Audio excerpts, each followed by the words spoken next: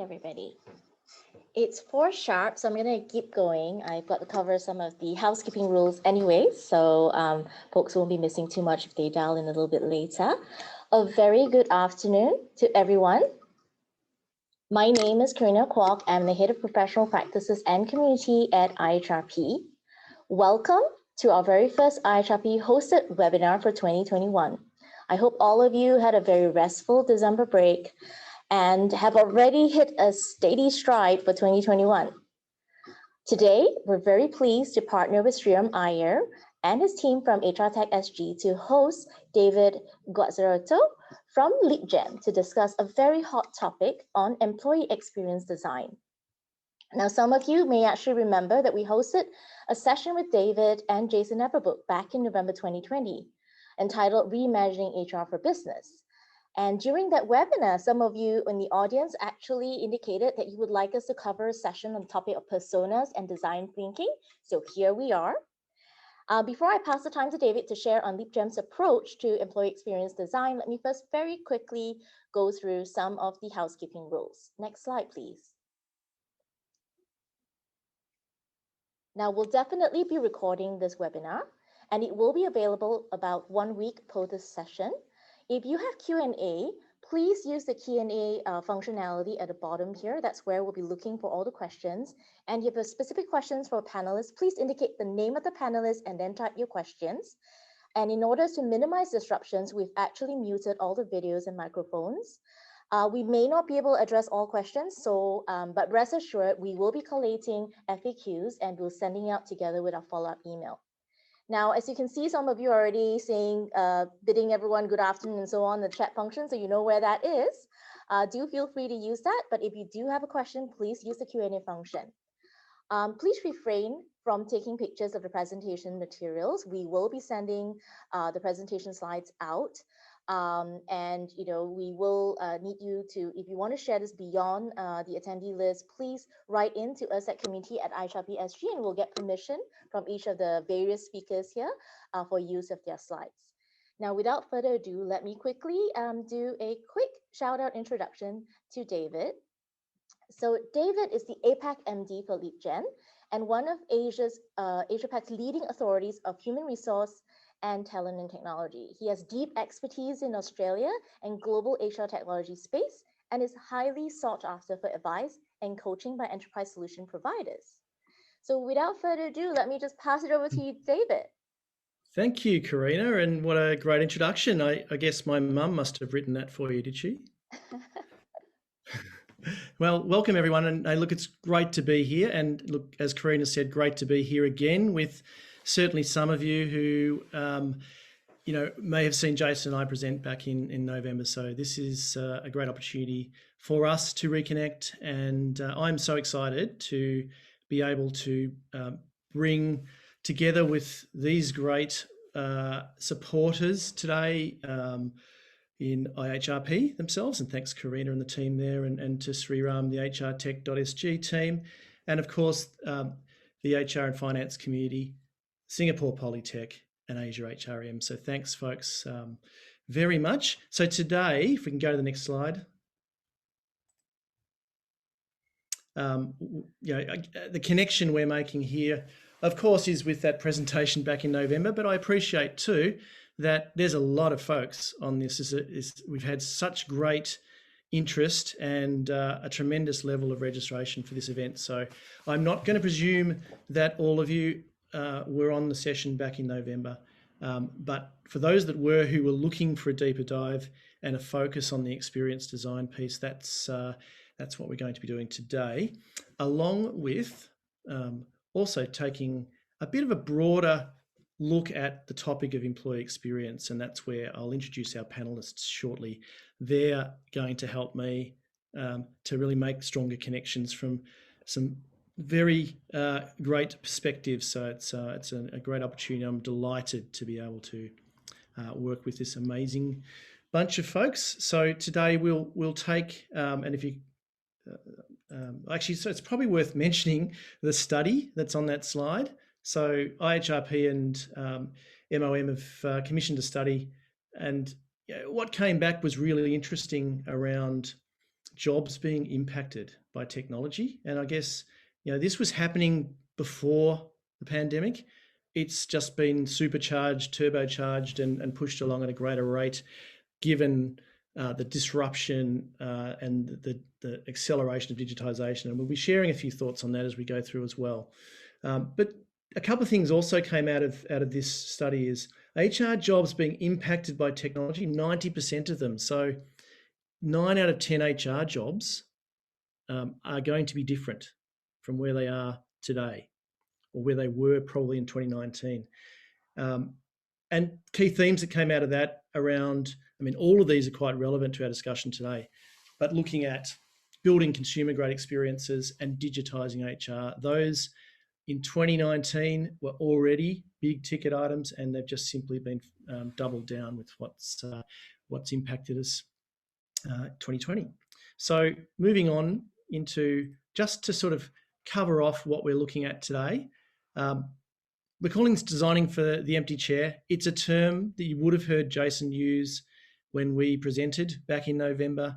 It's not a Leapgen. We don't own the rights to that. The term empty chair is used in a lot of context, and really what it is designed to do is to focus our attention on being empathetic to someone else. So we use the empty chair as an analogy or as a symbol of thinking from someone else's perspective. So that's the essence of designing for the empty chair. So I'm going to take us through a little bit of broad scene setting first, and then I'm going to show you how we at Leapgen work with some of our clients to help them design for the empty chair. And then I'll get some help from some friends, an amazing panel that we brought together, share some insights.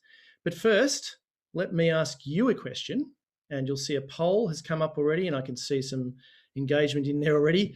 We're asking the question, does your organisation have a digital HR vision to fuel your workforce experience design? Pretty straightforward question, and we can already see, interestingly, a lot of no's, a lot of working on it's coming through, and it's no surprise that we haven't been able to pay the attention that we might have to this. A lot of organisations are playing catch up, and a lot of organisations are working on it. It's great to see the level of you out there, and it's 387 attendees on this, so it's a great sample that we can use to see that we're working on it.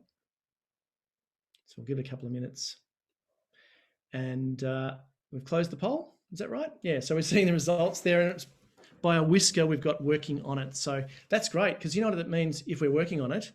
Some of the tools that I'm going to introduce to you shortly are the sorts of things you're probably thinking about needing to use or wanting some help with. So that's a pretty good place for you to be if you've got some activity going on at the moment. For those who are in the know, then hopefully this will catalyse you as well.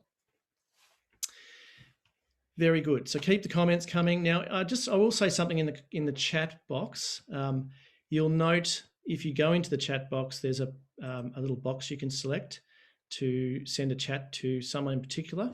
Can I suggest it? I think it's defaulting to panelists, so you're only sharing insights with those of us that are on the panel today. If you'd like to share to the whole audience, and I'd encourage you to do so, select the panelists and attendees. That'd be great. All right, so let's move on. And firstly, thanks for responding to the poll, and thanks to all of you that have turned up today. Let me quickly introduce our amazing panel today. And to start with, we have someone who I think is already known to you quite well, and our HR practitioner perspective, Daniel Chia, heads up HR for Samsung. Welcome, Daniel. Give us a bit of a wave up there. Great to have you here. Daniel's a non-conventional HR practitioner. He's someone who certainly thinks deeply about the HR function, and I would say from the interactions that we've had and what I hope, I know he's going to share today, he's going to give us some great perspective as the HR practitioner. Then we have our HR tech solution provider perspective. And we have, wait for it, Frederik. I've been practicing all week, Frederik. Skyggebjerg. How did I go? Welcome, Frederik. Fred, can't see you on my screen. Fred is a very vibrant presenter. He's someone who is passionate about people and processes and spends a lot of his time thinking about how people experience can be enhanced through the connections that he makes in solution consulting at Unit 4. So looking forward to Fred's participation on the panel. We also have Jay Narayanan, and welcome, Jay. Jay's our academic perspective, but Jay doesn't present like an academic. So I'm really looking forward to your session shortly, Jay, as well. So welcome to the panel, Jay. You've heard from Karina already. So Karina Kwok, we're asking you to come back in and help us and really share your deep insights from a policy influencer perspective, and got your eyes and ears out there and see and hear a lot from certainly both the industry perspective, but also what's happening in government and policy areas too. And lastly, and certainly not least, we've got a perspective from our investor and VC community. I'm pleased to have Dan Callaghan with us, who's amongst other things, the managing partner at Workplace Accelerator. And Dan's out there at the pointy end and looking at where innovation's taking us and the trends. And so that's the perspective that we're looking from Daniel today. So to get us warmed up, I'm just going to spend the next little piece taking you through some context setting. I'll share as I said, some of the Leapgen IP and coach you through some of that as well. And then we'll work through. We're going to give the panelists an opportunity just to share their perspectives for a few minutes with some of them with some slides, and just to give you their angle. And then I'm going to wrangle all of them. I'm going to encourage all of you out there attending to hit them up with questions, and I'll do my best to moderate a discussion off the back to encompass your Q&A and your questions and make it very engaging for you. So when we talk about the subject of experience, and I'll get you to move on to the next slide now, and we think about designing for the empty chair, that is,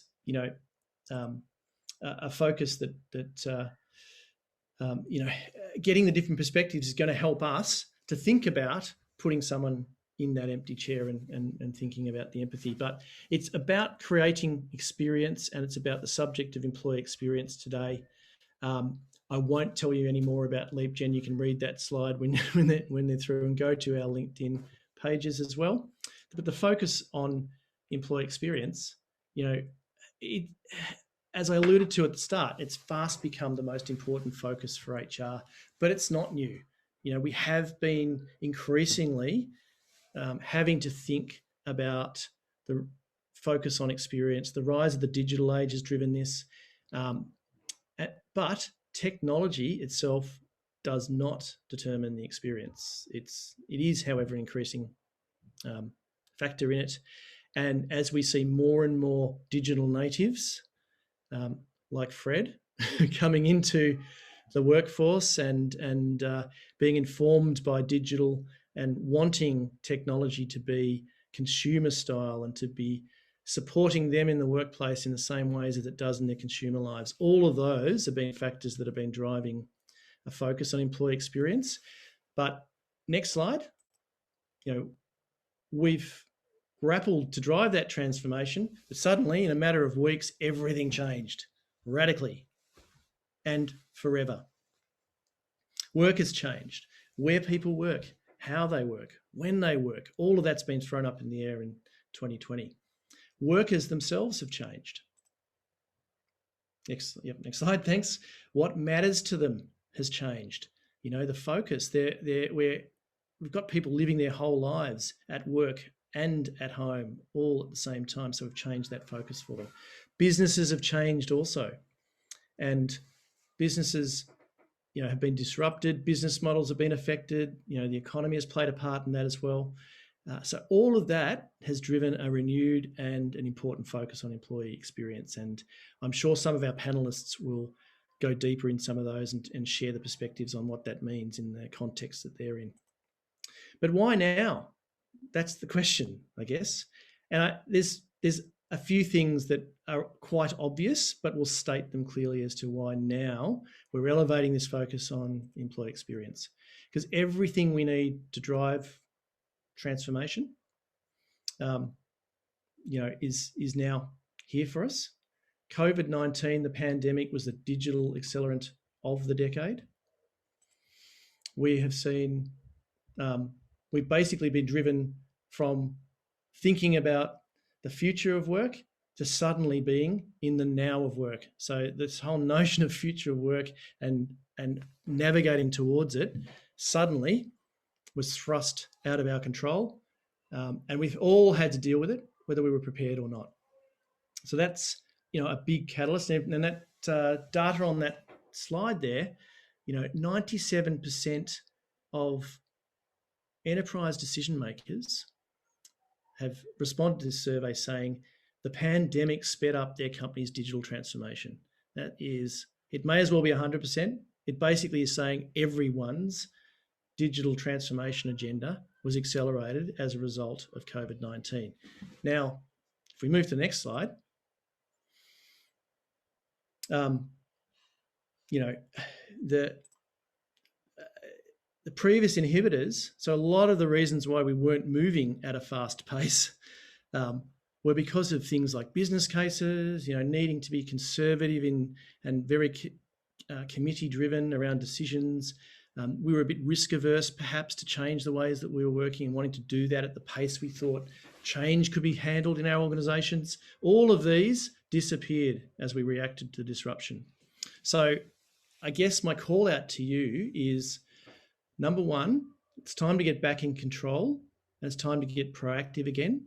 So now we will not be going back to the old normal. That's clear. We're not going to have to react to we don't want to react to a new normal. What we want to do is to navigate to a better normal. And it's this notion of, next slide, humanity being more important than ever. The pandemic drove that. It exposed a lot of things that, it didn't discriminate. It was a public health crisis first. But what it's done is make HR the most important function in organisations today. As of January 2021, and let's hope it remains so for some time yet, but right now you are still the most important function. There is no other role in the C-suite that is more important to organisations than the CHRO. So it's time, whether you like that or not, to make sure you take the initiative, and let's be more proactive around that. Next slide. Really, it's about the now of work. But what then getting to the now of work requires us to do is to really dig deep and understand people, to know our people better, who they connect with, how they're feeling, and what they're thinking about. This is a shift for a lot of HR organisations and from the way we've operated and the way we might still be operating. We've traditionally been the protectors of the organisation from its people. And that's, we've had a lot of process and a lot of things that we've put in place to stop the 1% of people who are naughty or who do the wrong thing. We have to change that. We have to shift that mindset, and we have to be thinking human-centred first. And that's where we get to with designing for the empty chair. And if we go to the next slide, I'm now going to rush us through how we go about thinking about designing for the empty chair and using experience design as the framework. At Leapgen, we pride ourselves on, being quite bespoke, and we come to our clients and we work in their worlds. To do so and to bring tools like design thinking, we have to think about that from both a mindset perspective, but also having the tools and the methods to be able to really inform the design and to take us through that whole process effectively. So if we think about how and why, the how and the why. So the why is the mindset, and how is the method.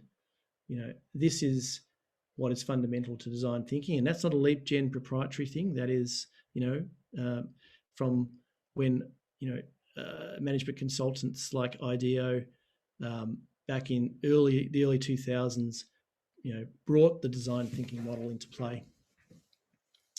This method was there, and the focus that we need to do is really driven out of empathy. So this connection to the empty chair is about empathy, and it's about stepping into the shoes of the other person or the person that we're designing for and thinking through from their perspective.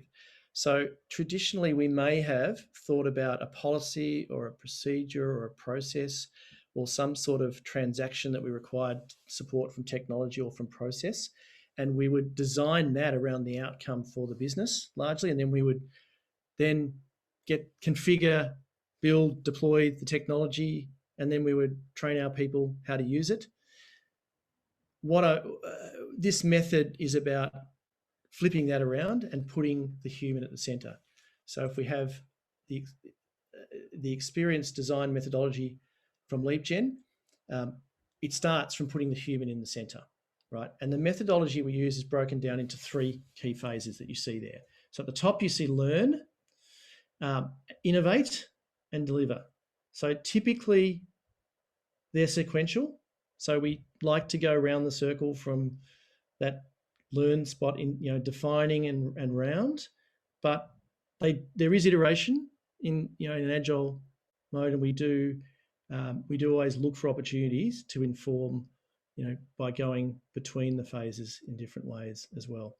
So with learn, and we're going to focus today primarily on that define area. So I'm just going to take you through some tools that we use, and starting with persona. So we had a lot of great questions in the session we ran before Christmas around persona development and how we go about doing that. I probably don't need to highlight the benefits of a persona, but suffice to say, what we're trying to do is to really strip away any preconceptions that we have and look at it through look at grouping a bunch of like people and creating a persona to represent them. So that's what we're doing there. And why we do that, it helps us to get a company-wide understanding of the workforce. It focuses on empathy. We can chunk the workforce down into digestible workforce segments. And the interesting thing there is, rather than focusing on a group based on an organizational construct, we can look at it. It could be demographic. It could be based on styles of working. It could be based on their sentiment, that we would group personas. So it doesn't necessarily need to be like for like with a bunch of roles in an organization. Allows us then to use that framework to go around that circle, and do ideation, create ideas, prototype them, and then test them out with that audience.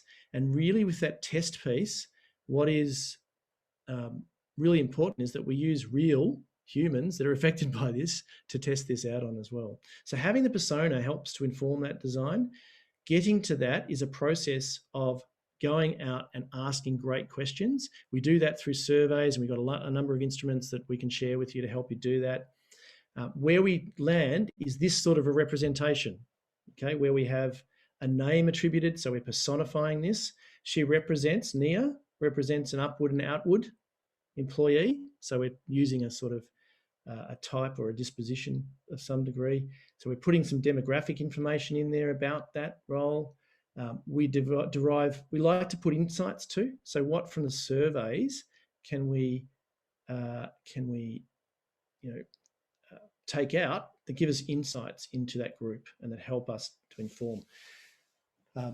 Then getting into some of the sentiments. So if we look at what's frustrating them, so what comes out of that research that we do that we can articulate as frustrations that we can look to address through better design.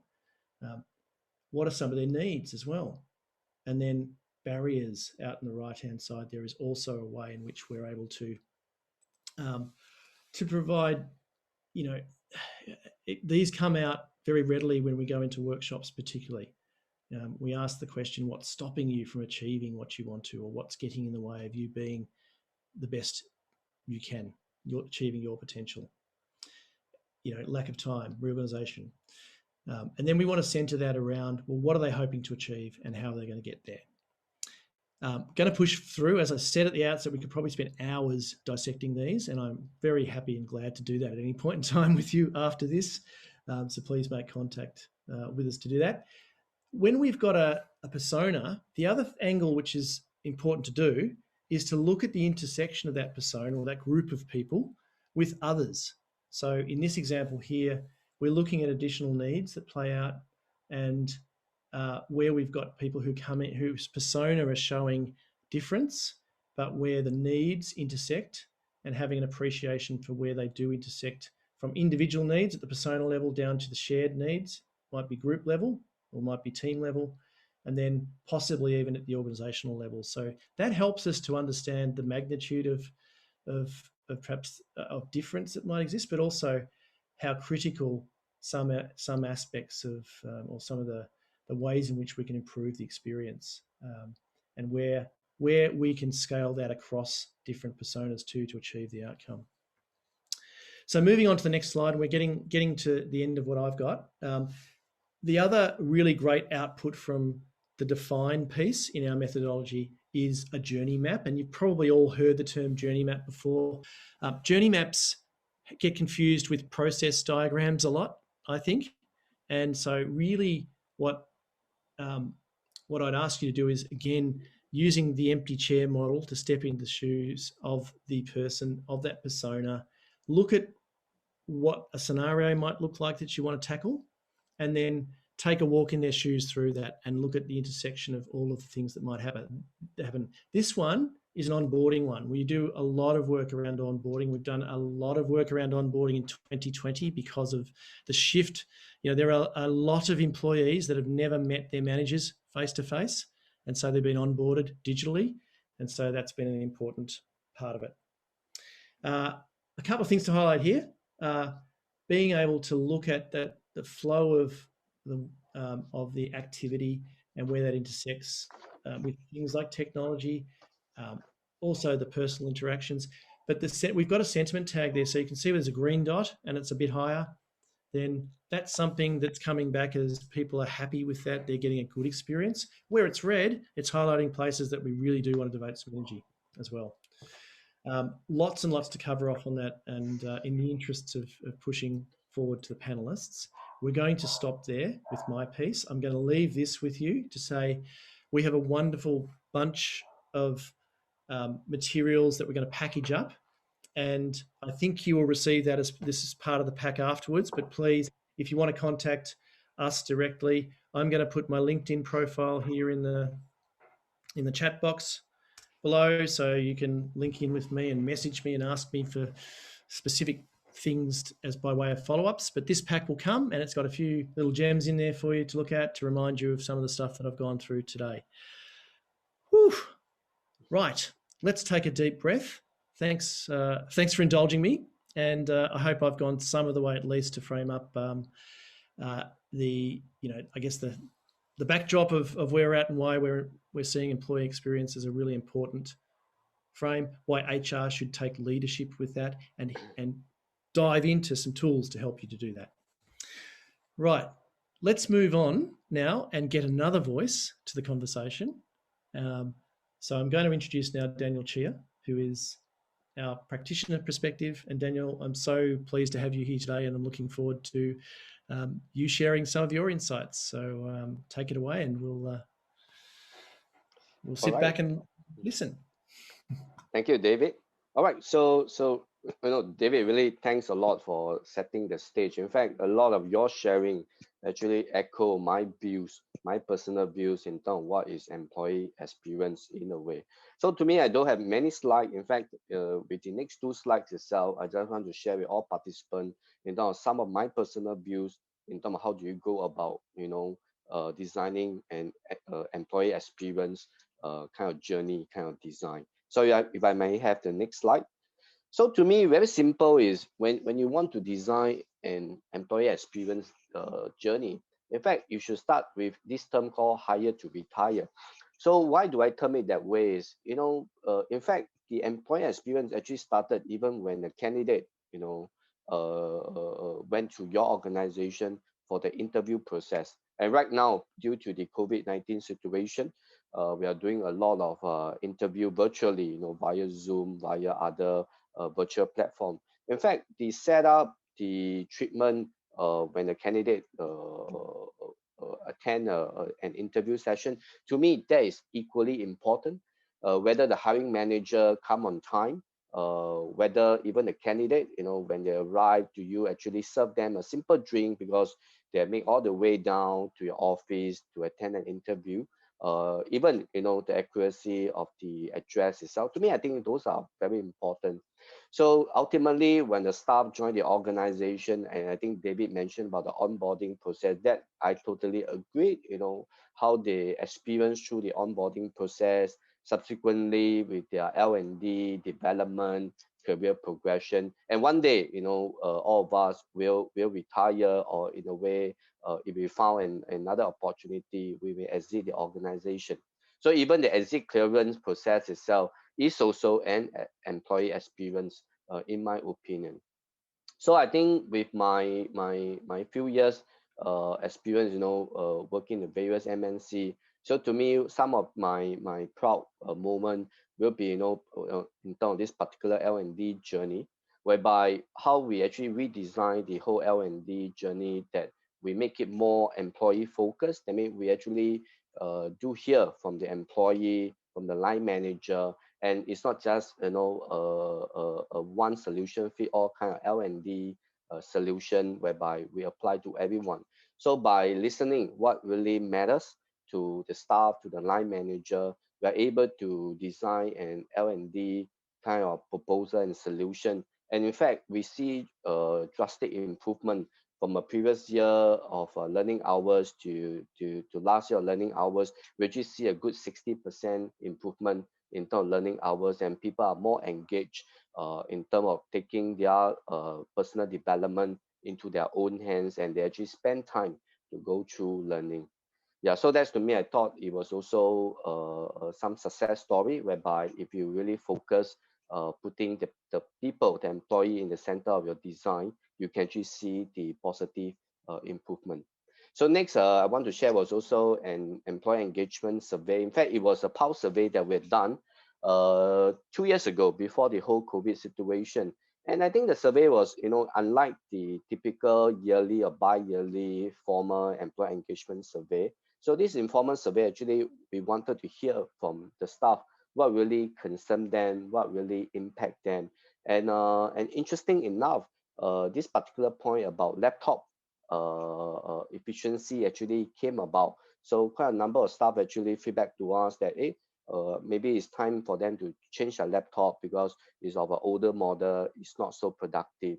So I think with the management, we put in the investment, the budget to really get all the laptops we check, and whichever the faulty laptop, we get it replaced in a way. So in fact, that really helped to motivate the staff quite a fair bit. And we didn't do that due to the COVID. In fact, we didn't know COVID was coming. And when during the circuit breaker, the lockdown in Singapore, I'm very glad that I think most of the staff actually has a up-to-date or a good working laptop, and they can basically choose to work from home due to the circuit breaker implementation. So I think that is something I thought it was also meaningful and useful, especially when we come to design and employee experience journey. So my next point itself is very simple. Sorry, I think the previous slide. When we talk about HR, I think in one of my interview, I say HR doesn't stand for headcount reduction. In the contrary, we really want to focus in terms of the human, in a term of human resource. And I think when it comes to designing, be it whatever implementation, whatever guideline or policy, I personally always like to keep it simple. Don't complicate things, and that's where the user will have that kind of positive experience. And whatever the intention, the content, the implementation, my view is always keep it, real and be authentic about it. And lastly, it's always good to hear the VOC. So what does the VOC stand for? It's really the voices of the customer. And in this case, the customer is actually the employee of the organization. So do hear them out. So my last point is now in the next slide, is really with the new normal, how will we go about designing an employee experience journey? I think it's very tough, and in fact, we are given no choice. We have to, design something, and in my view, you have to design a winning business that is actually people approach.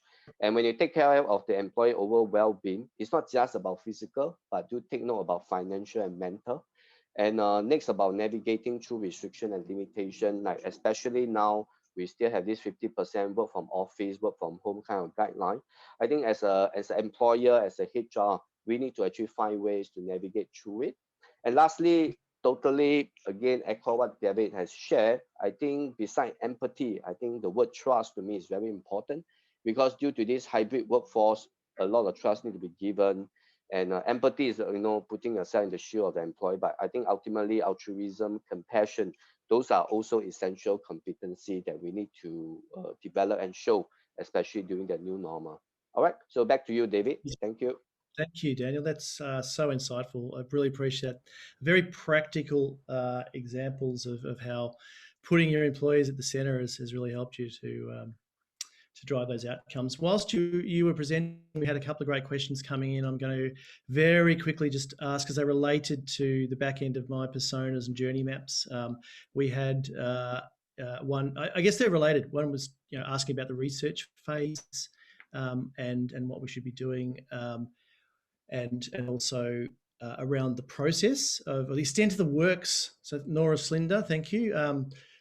She says, I would like to know the extent of works that were done to achieve the personas and journey maps, and how does your team get the insight? So look, the two are quite related, and really it's about gathering information, but doing it with the actual people participating. So a lot of what we tend to get caught up in is thinking we know how people are responding or what they need, and the old-fashioned style of requirements definition and process mapping, and even using lean. I'm not against lean methodologies and the like, but my encouragement to you is to really use a highly engaging method to find out what's going on in people's worlds.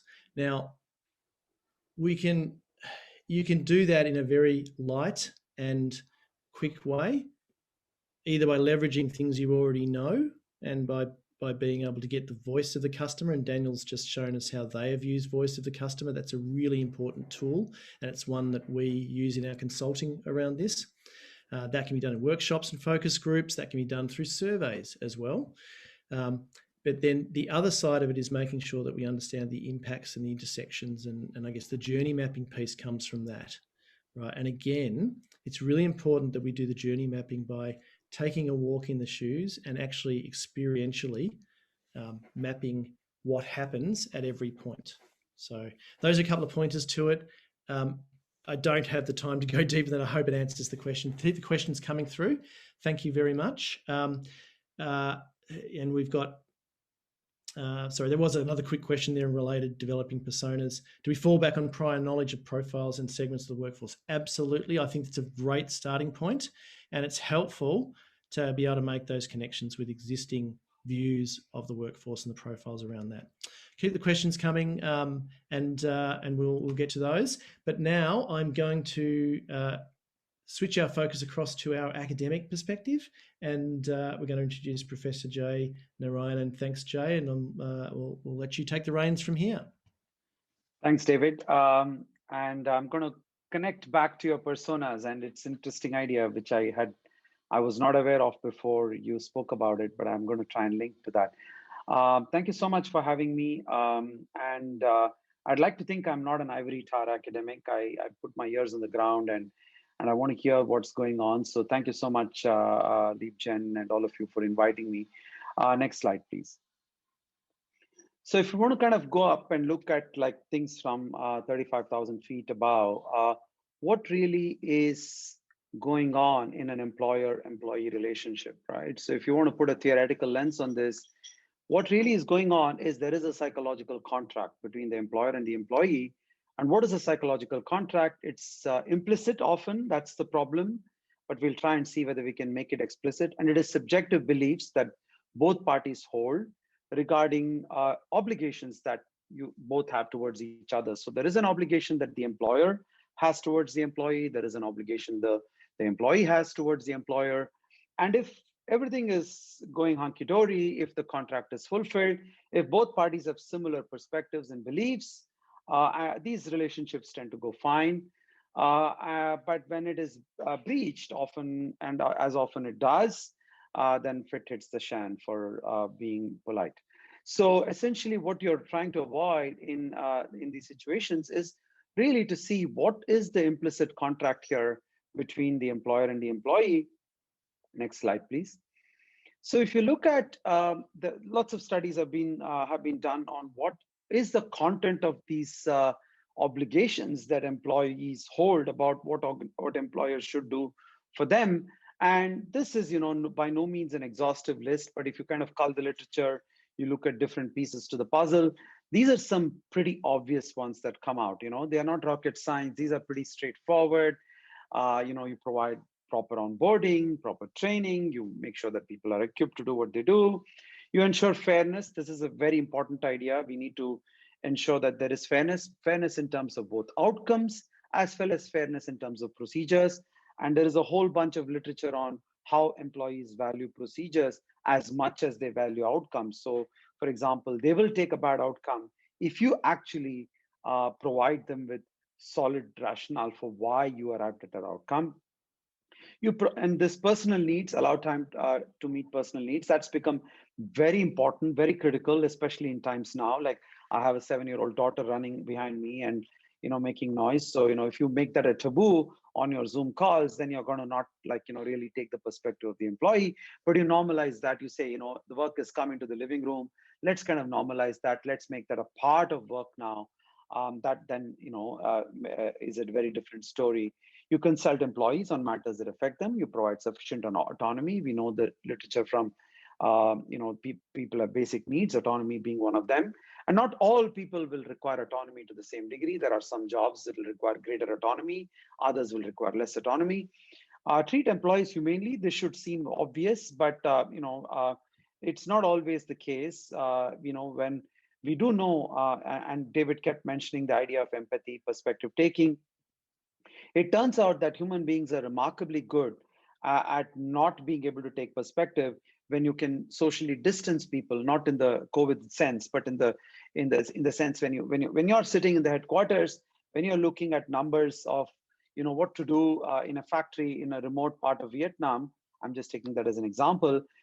You don't think of the humanity there, you think of the statistics and the numbers. So the greater the distance, the lesser is the humanity. So we need to kind of remember to take that perspective, have that empathy. And we know this from the literature on empathy and perspective taking. For example, in the charity literature, you show the picture of a person suffering, people will give to charity.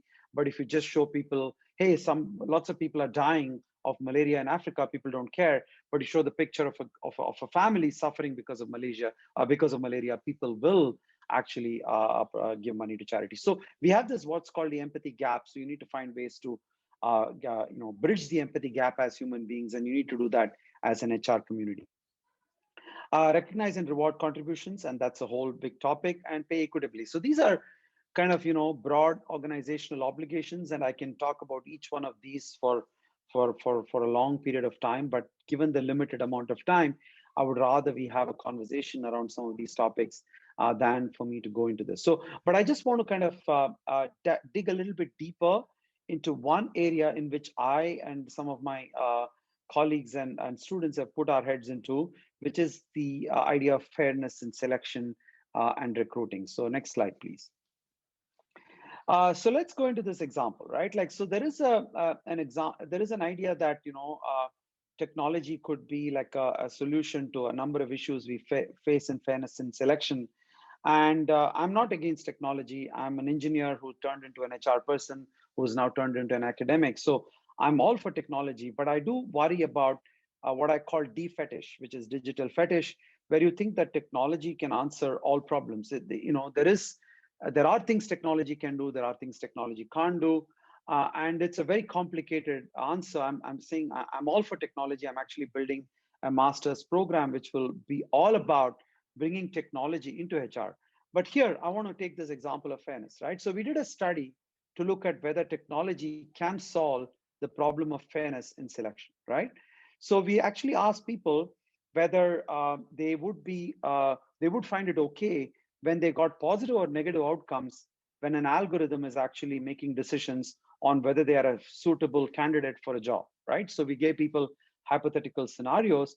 It turns out that exactly what David was talking about earlier on, it's the personas that matter. So it seems that people will accept a poor outcome in a selection process when an algorithm is making that decision, because they actually think that an algorithm is incapable of understanding their persona. Everyone thinks we are unique, right? Like every one of you here thinks you're unique, and you think an algorithm cannot capture that uniqueness. So if people feel that the algorithm is actually not paying attention to their uniqueness, then you may have the fairest algorithm, but people will not accept that to be a fair process. So and then they will throw the baby out with the bathwater. So I want to leave you with that thought. And David's on my screen, reminding me in my subjective experience that my time is up. Thank you, David. Over to you. Jay, awesome. And what a great place to land. I got so much out of that short burst from you. I want more. I'm sure the audience does too. But it's a great segue actually to our solution provider perspective, because landing on the algorithms and them taking the place of where humans have been and that impact on experience, there's probably no one better to help us to explore that and many other things from a provider perspective than Frederik. So over to you, Frederik. Thank you, and thank you, Jay, and thank you, Daniel, for your insights. Really exciting topic, and sort of as a cliffhanger on sort of your end of your talk, Jay. Sort of, I totally agree with you that technology cannot replace all processes or decision making, but technology should never be in the way of doing it, and that's sort of a different approach that we work a lot with. So, next slide, please. When you hear the name Unit 4, some of you guys might be Unit Who, but we have actually been around for 40 years providing solutions for the services industry in people-centric areas. So we focus on professional services, not-for-profit, higher education, and public services. And these are very heavy people-centric organizations where people are the ones providing all the goods you're selling. And this year we turned 40. Normally, normally when you turn 40, it's time to sort of reflect a little bit upon your life. And we chose to release an entirely new cloud-based platform, ready to create an even more extraordinary people experience. And we have done something a little bit different than most tech providers. Normally, tech providers, they add more functionality, more modules, more information. We have actually started to cut off that, and we want to do fewer things well. What we then want to do is to enable our organizations to be flexible. Look at the time we're in now. How many have been forced to change their processes, change the way we work, change where we work.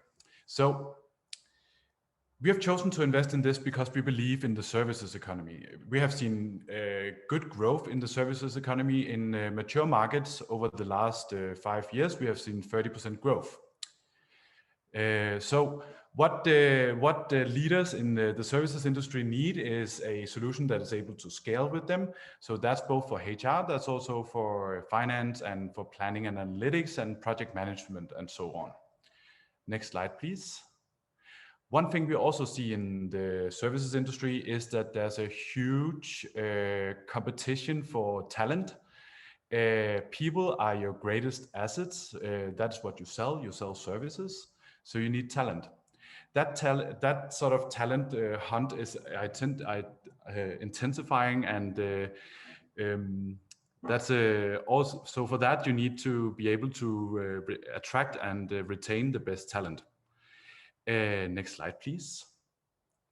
Another thing we see again and again in the services industry is disruption.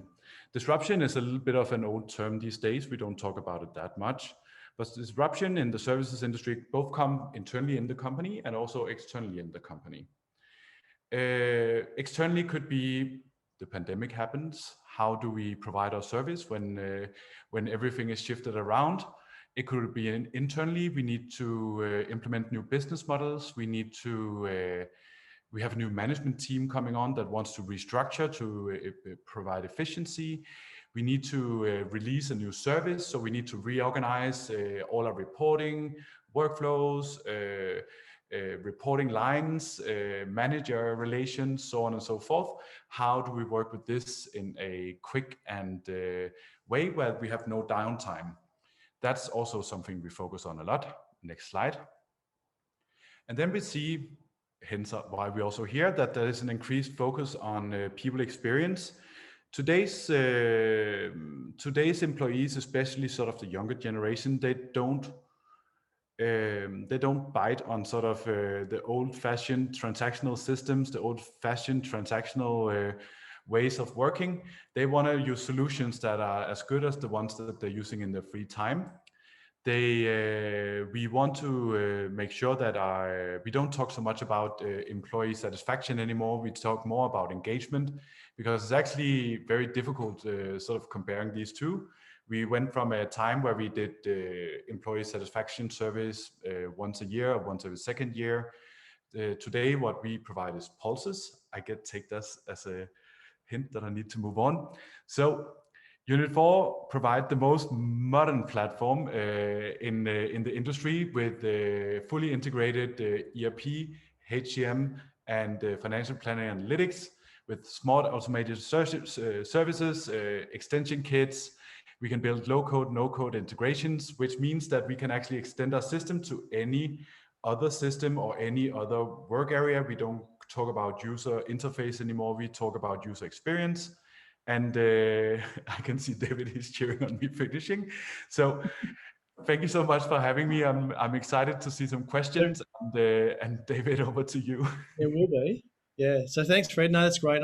Look, it's great to see. One of the things I think is important is particularly solution providers that have been around for 40 years. Like, it's so easy just to keep doing what you do, and it's very often quite hard to start to innovate. And obviously, when we get a chance to get Dan Callaghan's perspective shortly, you're looking at new players, new entrants, always chipping away and taking some of that space. So to actually have to keep reinventing and rethinking the platforms is an important thing. And we need our vendors to be thinking like that. So thanks for sharing the Unit 4 perspective on that and your personal perspective, Fred. We're going to put a little poll. We were going to put a poll up. We are. We've got a poll coming up now. Right. Wake up, everyone.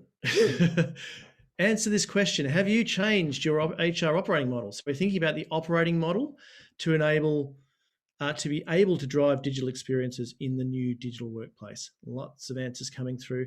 While those answers are coming through, Jay, there was a very quick question in there, and I'm going to ask it and give you 20 seconds to jump in on it. Can you share any theories for validating the fairness in selection that you mentioned? So I think you talked a bit about, bias and unconscious bias. Are there any? So I posted a link. I posted a link on the chat, awesome, which links to the paper. But essentially, people have what's called algorithm aversion. We don't like algorithms to make decisions on our behalf. But essentially, you can work around that. There are ways to overcome the ecological aversion people have towards algorithms. I'll leave it at that. That's 20 seconds. Awesome. No, that's a great little gem in that. And I agree with you. I put a comment too around, some of the problem with the algorithms can be who's actually programming them. So it still comes back to human factors, and some biases can get into the algorithms by virtue of, the people that are actually writing them. So I'm sure, Karina, we might actually be uncovering more and more topics here for us to explore as the year goes on, which is always great. So look, thanks for sharing your insights on the poll. Again, we have a fair proportion here who are working on it, which is great, because we can't just put our head in the sand and think that our old operating models are going to thrive in the new world, the digital age.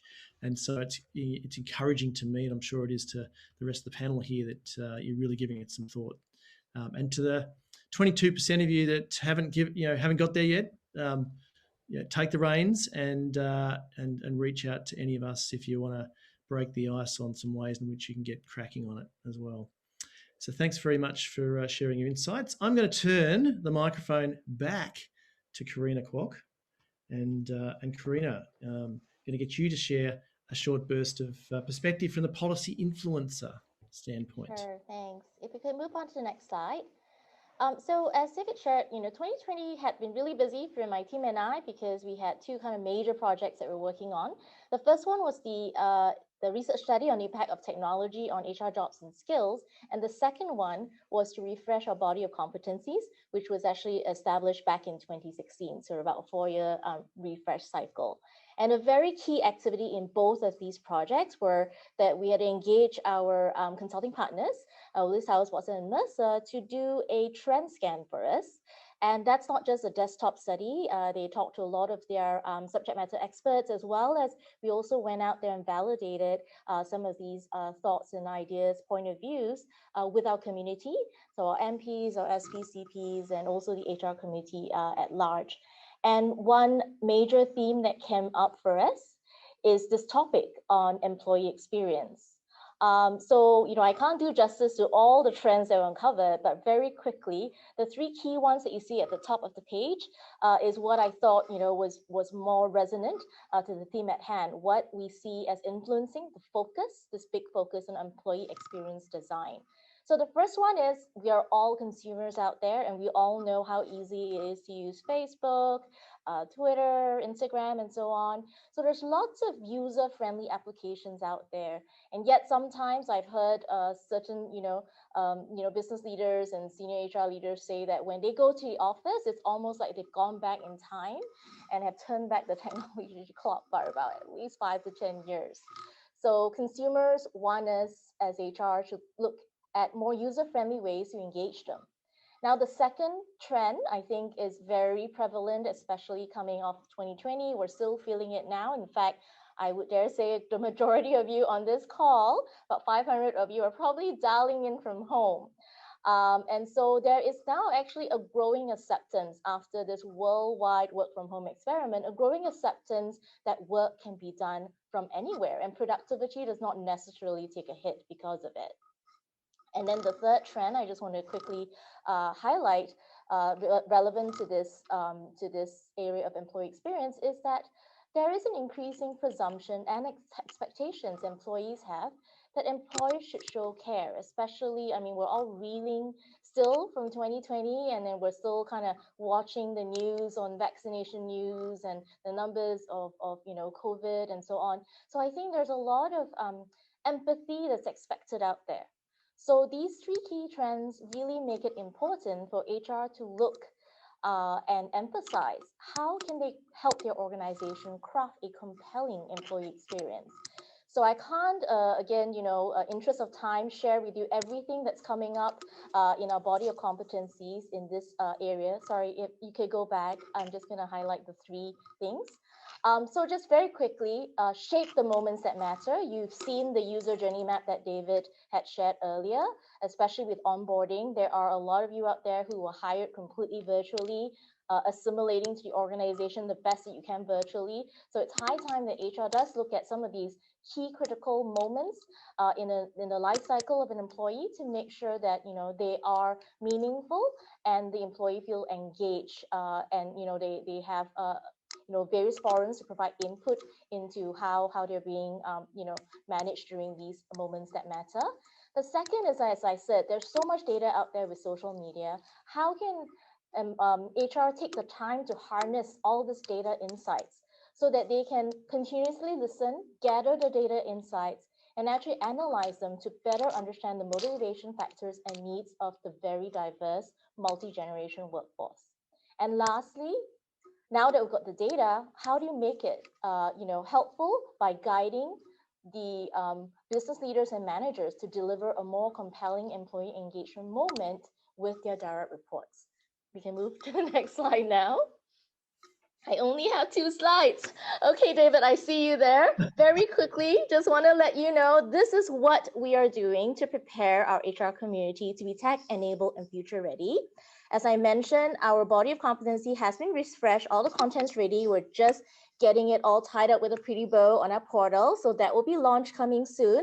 And we've got an exciting campaign, which we call the Bring the BOC to Life campaign, where not only do we plan to share with you what each of these, the themes are and what the competencies are, we plan to bundle and package it to where can you find more information and knowledge by working with our knowledge partners.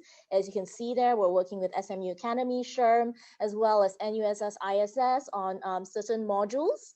We also are going to be working with our community of practices. So this is actually a program part of the hrtech community of practice programming. And we will be having one focus on employee engagement and experience as well coming up. And then lastly, just to make a shout out, we do have some new products besides our certification level. We do have some new products called the skill badges. And this is actually what is in line with bite-sized pieces, where if you've done a project, let's say after this webinar, you're all stoked about it, excited about it, you talk to your manager and you undertake an employee experience project. You can then submit the, the project in for review, and you can get a people experience skill badge. And that's kind of a lifetime skill badge that you have to say that I've done a project in this, and we've got 2 proficiency levels, proficient and advanced. So if it's a more, technical project, maybe something Daniel can apply for in people experience, that's where you apply for the advanced skill badge.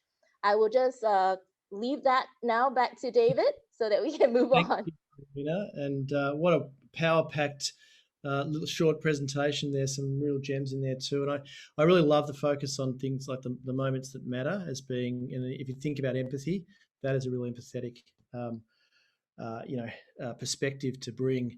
And for me, the moments that matter are really about how we create the experience to support that, which is always a combination of a transaction and an interaction. Sometimes we forget that and we want the technology just to handle a transaction. We think that's going to support people. But in those moments that matter particularly, we have to have both to create the experience to support those people when it really matters. So thanks for sharing that, Karina.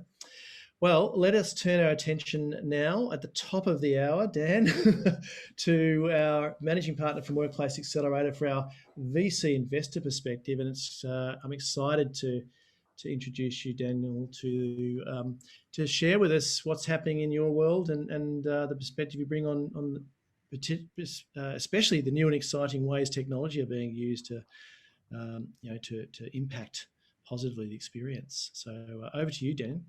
Great. Well, look, thanks very much for the introduction.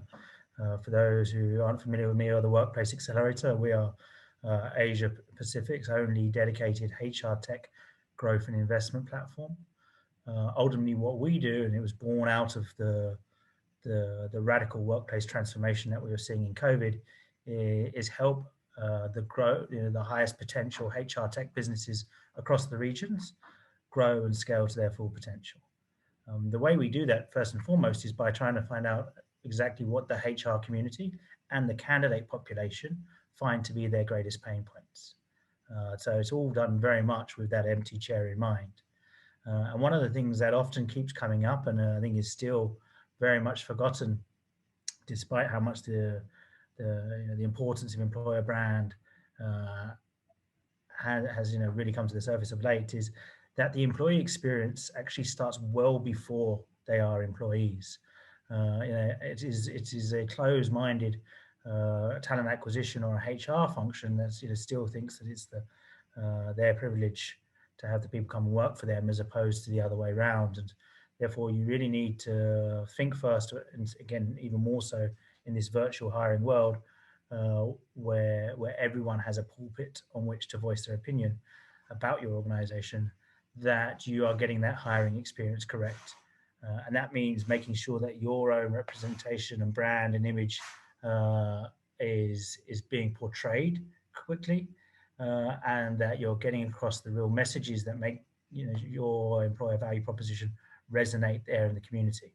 And to do that, you can use fantastic platforms like Workbean, workbean.co, which will actually help to assess your own company culture, and then help you market it best based on that, which is a very exciting platform.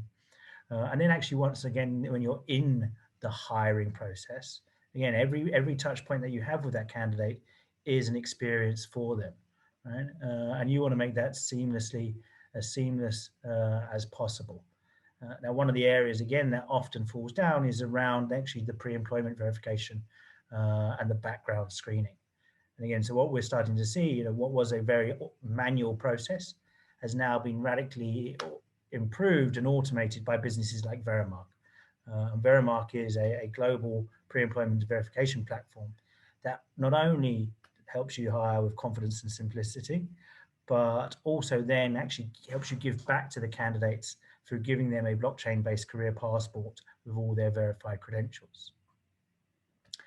Once you've got them in the organization, I think it becomes quite simple that culture in this day and age, and performance can no longer be affected by the physical. And by the physical, I mean, we are going to be largely working in a remote or distributed or two-tiered fashion for a while. And so how do you start to align people around goals? How do you drive performance when it's not all about FaceTime or bums in seats? And again, a big rise for helping now HR can help bring in those is by choosing tools or getting involved in tools that can actually make a difference in aligning and measuring performance-based results. And again, a fantastic piece of HR technology or business technology that can do that is one called Fitbots, which uses the very modern project management and delivery framework of OKRs, made famous sort of by Google, super simple and spreadable via an age across the company. But it's all, you can't have all work and no fun, no play. And so you're increasingly seeing a rise of how do you build virtual cultures? I mean, how, if you can't have a ping pong or a beers on Friday type environment on your company culture, or you can't do the physical team lunches, how do you let people blow off steam? And then you're now starting to see these social engagement platforms like Let's Dive, again, where people can, in your organization, can congregate virtually and do all kinds of things that they may have otherwise done in person, play games, communicate, host chat rooms, and so forth. But these two things about performance and culture now operating in the virtual world are, again, really important to take into consideration as you continue to try and engage your candidates and existing teams. Last slide. But also, then the sort of final components around the employee experience and where we're seeing a rise in tech and solutions are both on how do you keep them engaged, but how do you keep developing it? Right? And all the money that you're saying, companies are very appropriately reinvesting some of the savings from no longer needing to have offices and so forth into the development and engagement of their staff.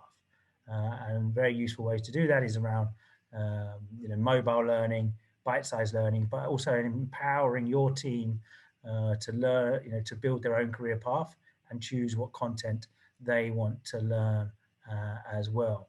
The platforms like MoveUp, again, which will not only give you a means to build your own micro-learning platform delivered on mobile, but will then also tie that back to performance, are great ways to do that.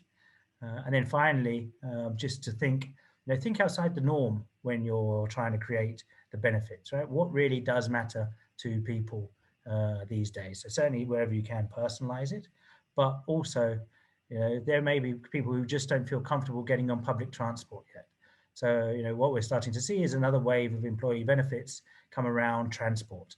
And there are businesses like Rush Hour, which will let you set up a micro transit network for your organization so that your employees can then get their own or collective group of employees, so shift A and shift B can get their own company bus into work and be picked up and then dropped off at home. So avoid them having to feel all that uncertainty around getting on public transport or buses in this age when they carry an unfortunate and inherent risk to them. So overall, technology can be a great and fantastic enabler. Certainly when looking at onboarding, see how you can remove the friction from the process with automated tools. When they're in the office, don't think about how you can align activities and goals through the use of digital platforms, as well as build a digital sense of community. And then thirdly, don't just stick to the norm, think about how you can continue to incentivize and engage and personalize that working experience and benefits offerings to your employees. Brilliant.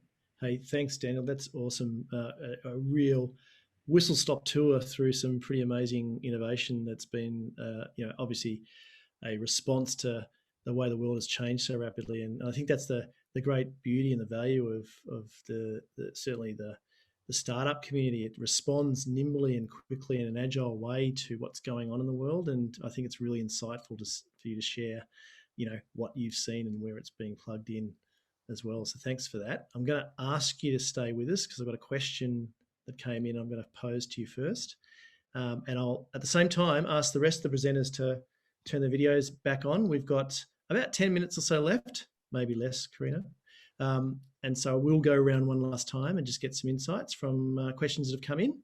Dan, the question that came through, and certainly it's one that interests me as well, is where do you see interest of investors, sort of trends in the HR tech space in 2021?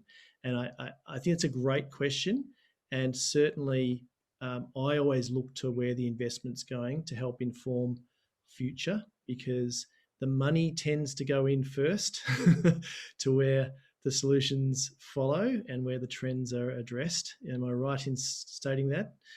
So get your reaction to that, I guess. Yeah, I think it's a little the inverse. Right? The money usually backs where the trends have already taken it. Where it's usually where market demand is at its strongest. At the moment, and actually in HR tech, from a global venture investment level, in Q4 last year, we saw the highest investment ever. We should classify that HR tech is obviously broader than just HR solutions like payroll and stuff. It touches on all areas of sort of remote or this future world of work and so forth.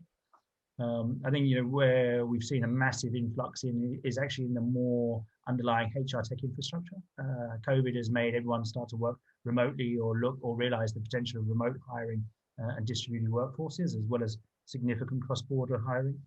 So I mean, just in the last 2 months, you've seen hundreds of millions of dollars being put into payroll companies to help people manage payroll for a team they might have hired in Vietnam or India or London, depending on where their domestic partners. The other area that is getting the significant amount of attention is really around talent management. I think everyone knows that hiring growth may be stunted for a while. So it's how do you get the best out of your existing team, and how do you get to keep them, and again, in a remote or distributed fashion, engaged with the cause. So those are the two underlying HR infrastructures have a massive boost, and talent management, which again goes from engagement to micro learning to community building and career development. Yeah, great insights. Thank you. And that's it's interesting. You see, it's kind of like we've exposed pretty quickly the good and the bad in where the investments are in organizations and where the needs are. So, if people off the back of 2020, are people thinking about investing in performance management tools in 2021 as much as they were in 2019?